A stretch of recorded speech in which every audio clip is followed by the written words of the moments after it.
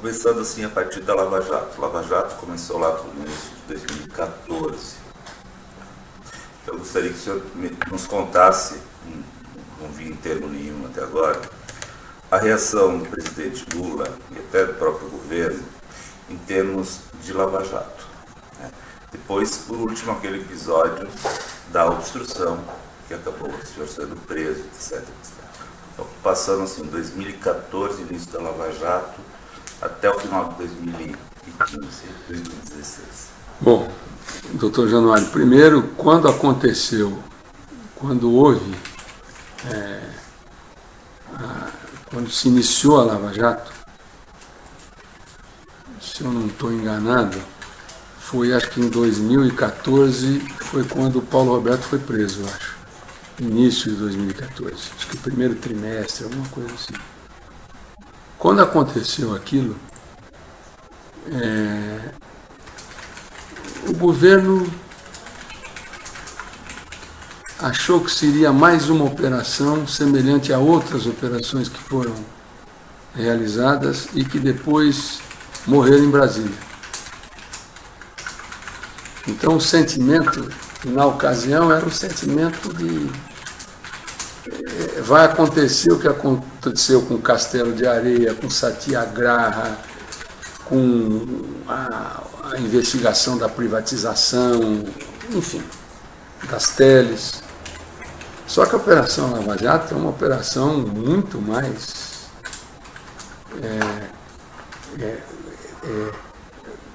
com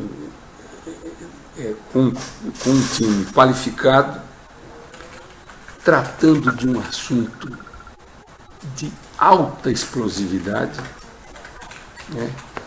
E o governo, no meu ponto de vista, quando aconteceu aquilo, ele subestimou ou achou que ia acontecer com a Lava Jato o mesmo que ocorreu com as demais operações. Então, no início, aquilo foi meio que absorvido como era a repetição de outros escândalos que aconteceram no Brasil. Só que o processo foi evoluindo. As coisas foram tomando uma outra dimensão. Uma dimensão muito mais grave, envolvendo cada vez mais pessoas. Por volta mais ou menos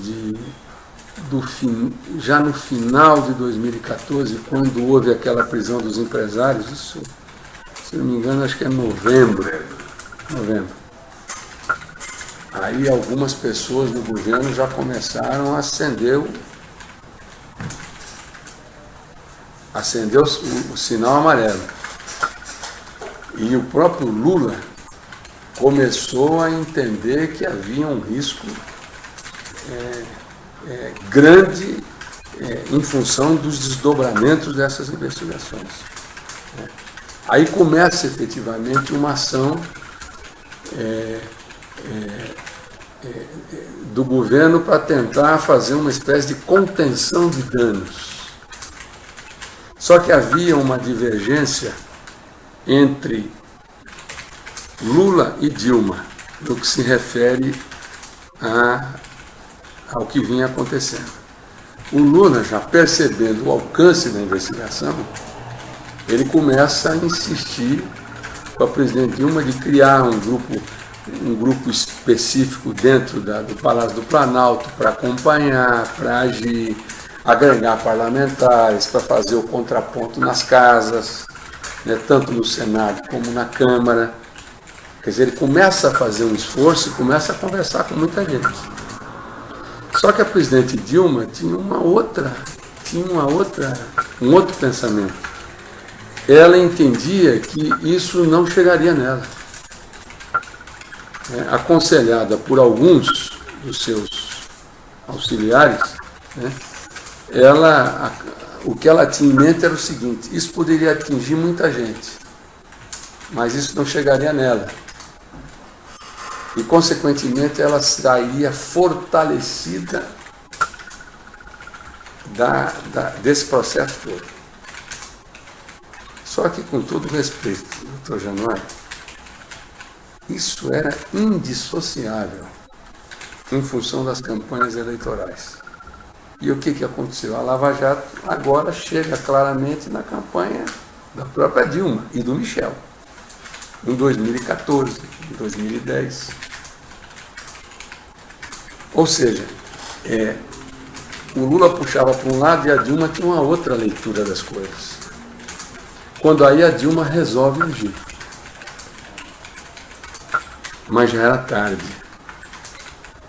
Não era um processo tão simples, mas, né? No meu caso específico, como líder do governo, né, por exemplo, uma das iniciativas foi a questão do STJ, do Marcelo Navarro,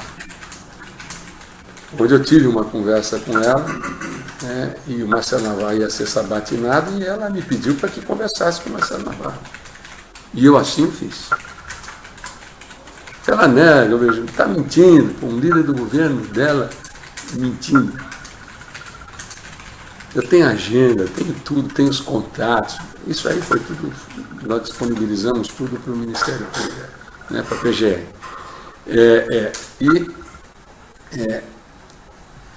O próprio Lula, que com o passar do tempo, o que a gente sentia? Uma vez, por exemplo, ele me chamou, junto com o Lobão e com o Renan, para conversar em São Paulo, no Instituto Lula.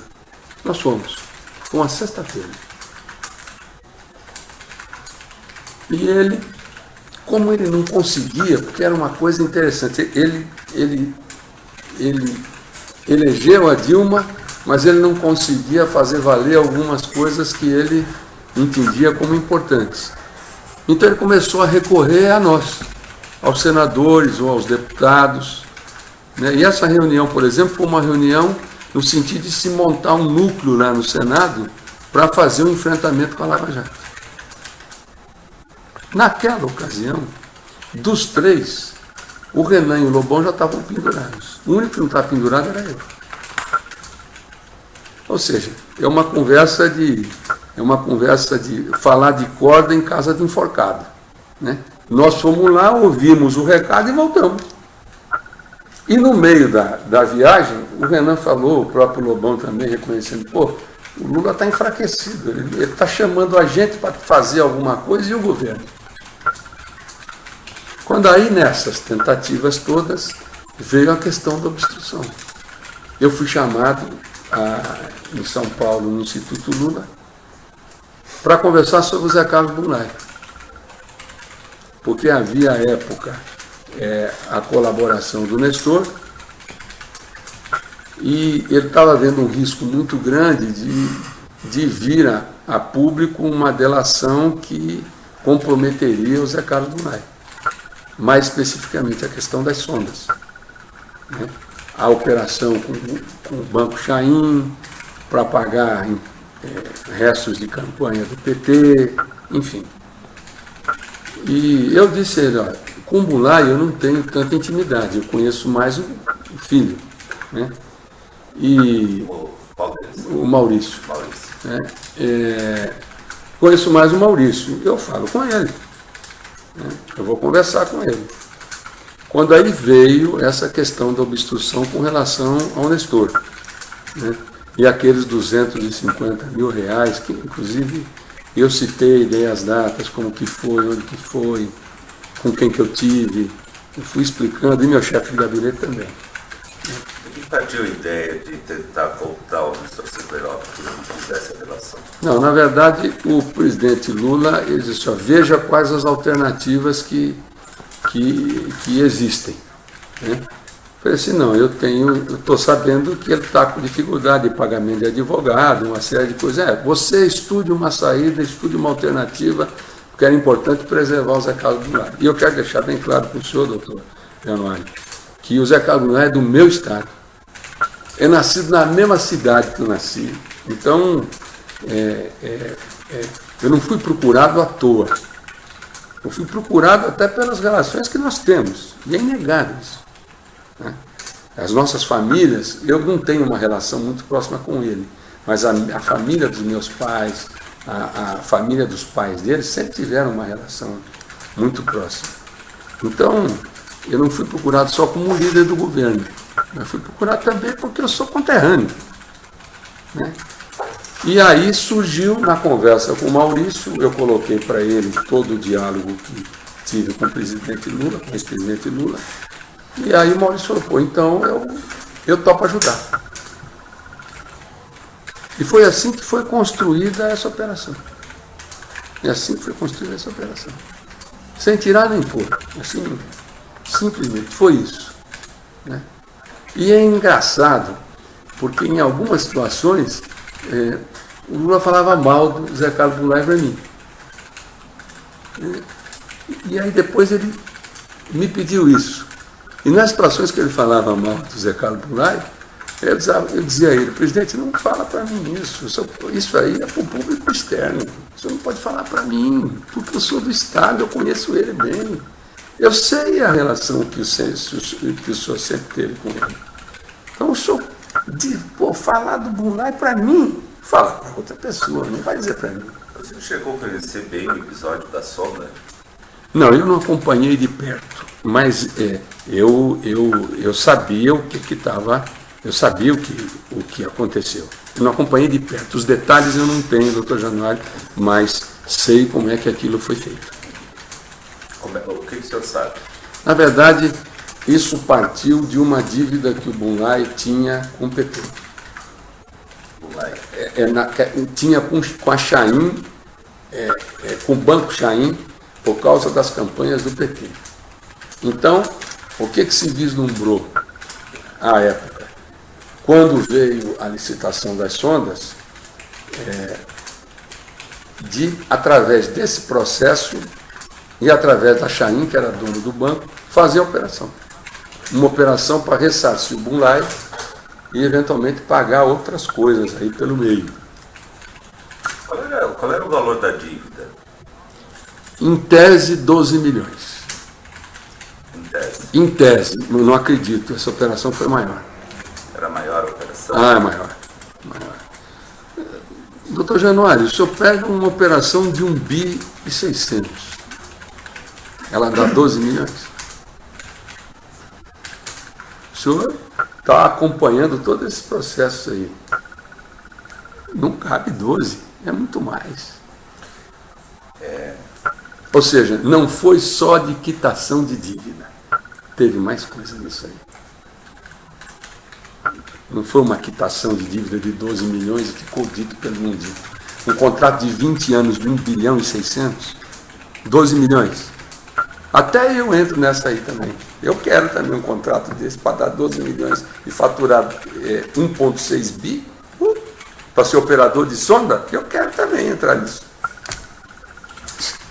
E ainda levar a sonda? Hein? E ainda levar a sonda? E ainda levar a sonda? Pô, isso aí e isso que eu estou dizendo também, primeiro, doutor Januário, eu sou uma pessoa que conheço o processo, eu fui da casa, eu conheço todos esses atores, vários deles eu trabalhei junto quando estava lá no Nordeste fazendo Paulo Afonso IV, depois Tucuruí, depois quando eu fui presidente do Conselho da Vale do Rio Doce, eu conheço todo esse pessoal. Bem, então quando eu não sabia na política, eu sabia pelo lado empresarial, os caras me falavam. Me contavam como é que as coisas aconteciam. E o Zé Carlos Goulart me contou essa história como eu estou contando para o senhor. Claro que ele não detalhou mais, ele contou o que se sabe.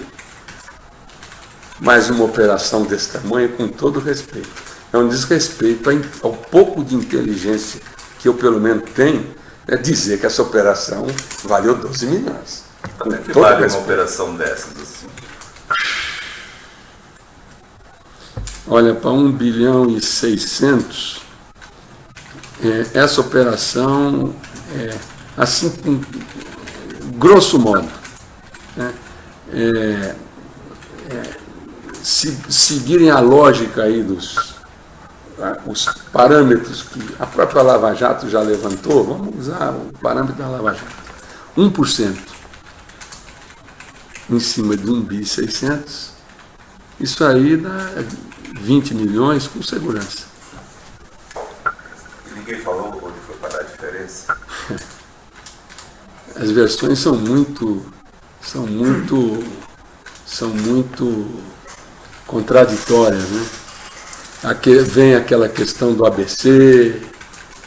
Eu acho que isso passa também pelo processo eleitoral de Campinas, a eleição do doutor Hélio, e é uma coincidência danada. O senhor sabe que o doutor Hélio é também nascido em Corumbá, né? Na minha cidade, sul-mato-grossense, mas se criou em Campinas, né? Porque houve uma ação muito forte para tomar a prefeitura de Campinas.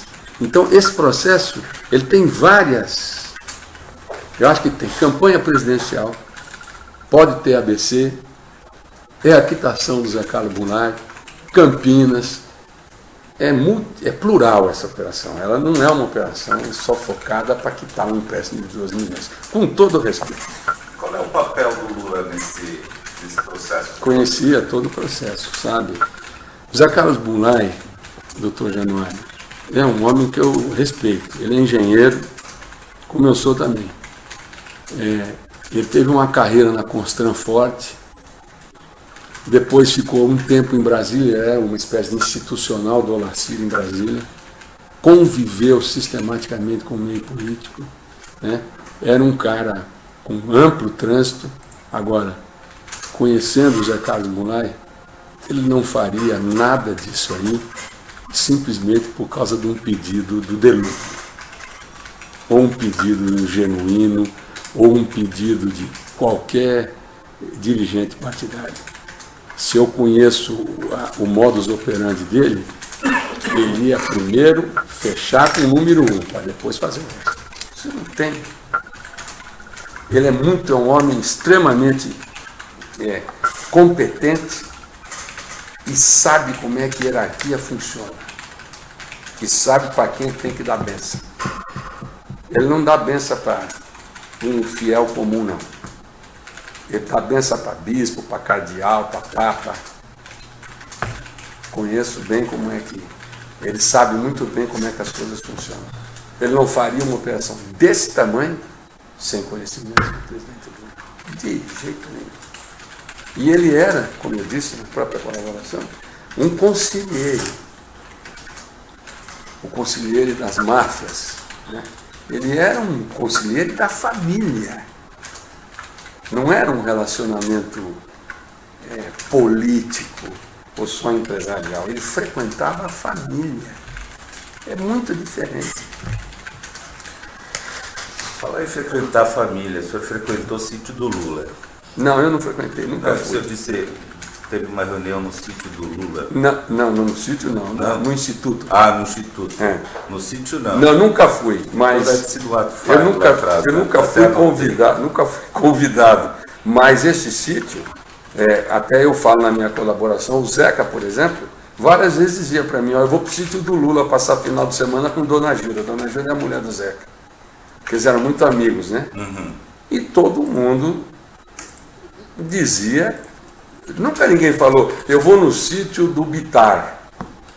É o sítio do Lula, pô. Então, doutor Januário, é igual na minha casa lá, minha mulher chegar, fazer uma reforma enorme, certo? E eu dizer que a casa não é minha. Pô, então o que minha mulher está fazendo lá?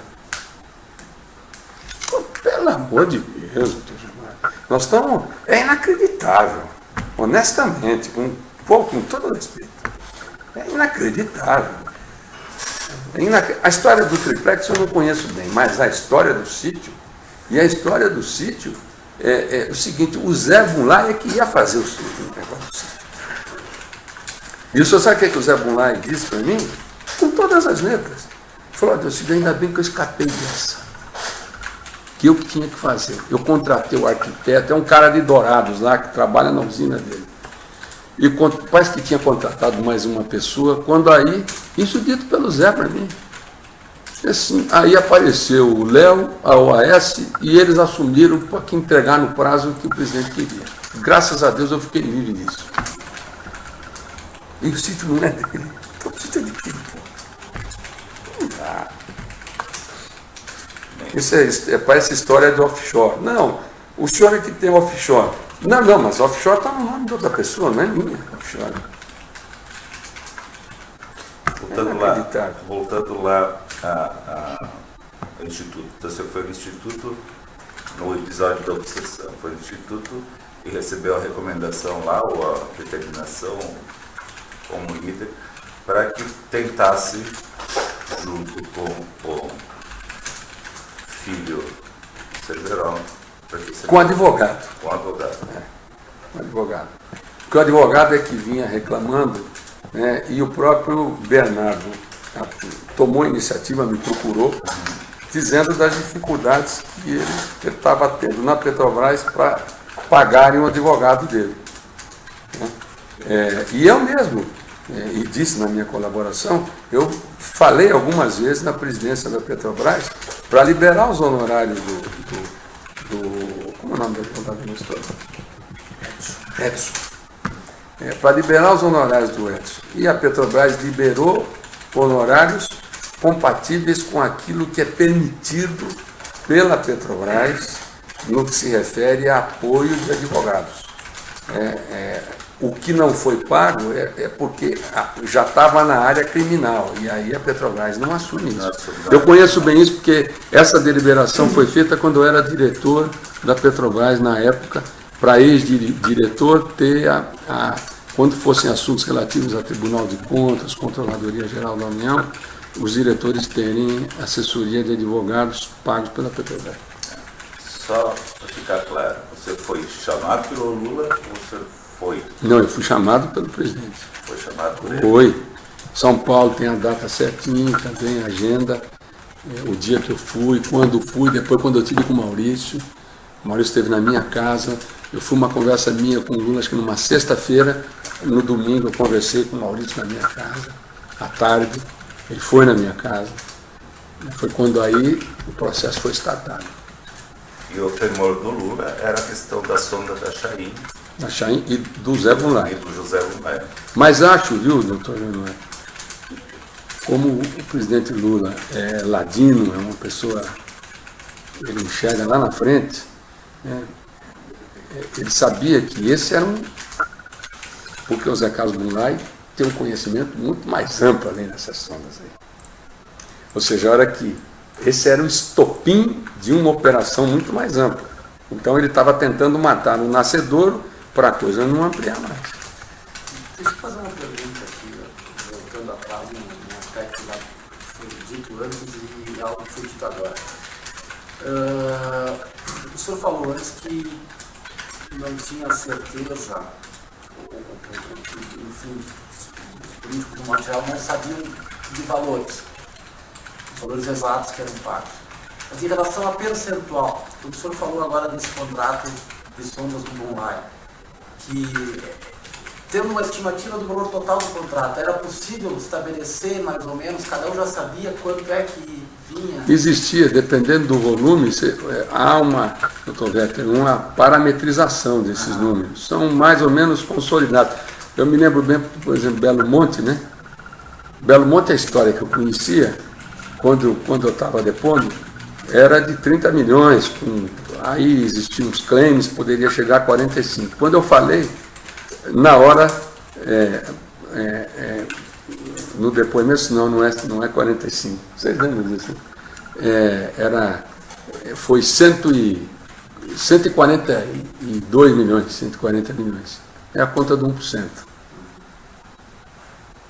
Agora, claro, dependendo de um projeto desse tamanho, isso a própria Lava Jato já parametrizou mais ou menos, né? Não, projetos com essa dimensão. A minha pergunta é o seguinte, se o presidente Lula e outros já sabiam, olhando o contrato.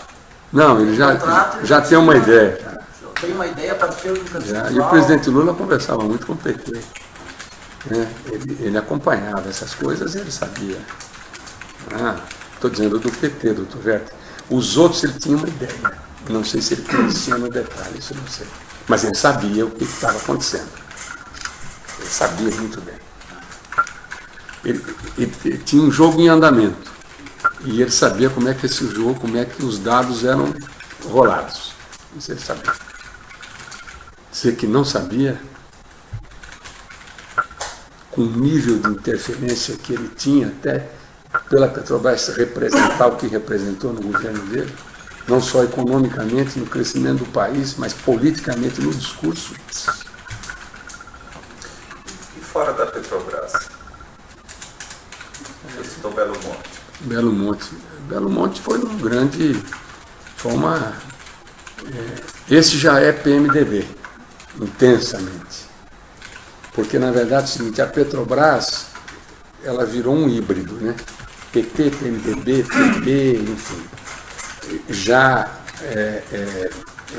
o setor elétrico, né, e mais especificamente Belo Monte, PMDB puro. Puro. Sobrou uma rebarba para o PT nas eleições, doações e tal, mas o núcleo duro do Senado é que comandou Belo Monte. E o Lobão era o ministro. Eu não sei, doutor Januário, as outras colaborações que virão, né? Mas eu sei que em alguma colaboração vai aparecer Belo Monte de uma forma muito intensa, não tem dúvida nenhuma. Era a fonte principal de arrecadação de propina do PT. Existem outras áreas que eu não tenho domínio, eu não sei como é que... Até porque eu nunca, por exemplo, fundos de pensão, né? Esse era uma área importante para o partido. Até porque muitos dirigentes partidários também passaram por fundos de pensão. Então é uma área que havia uma militância forte, né? Mas acredito que a Petrobras tinha um papel extremamente relevante. Extremamente relevante. Acho que o BNDES também, apesar de não ter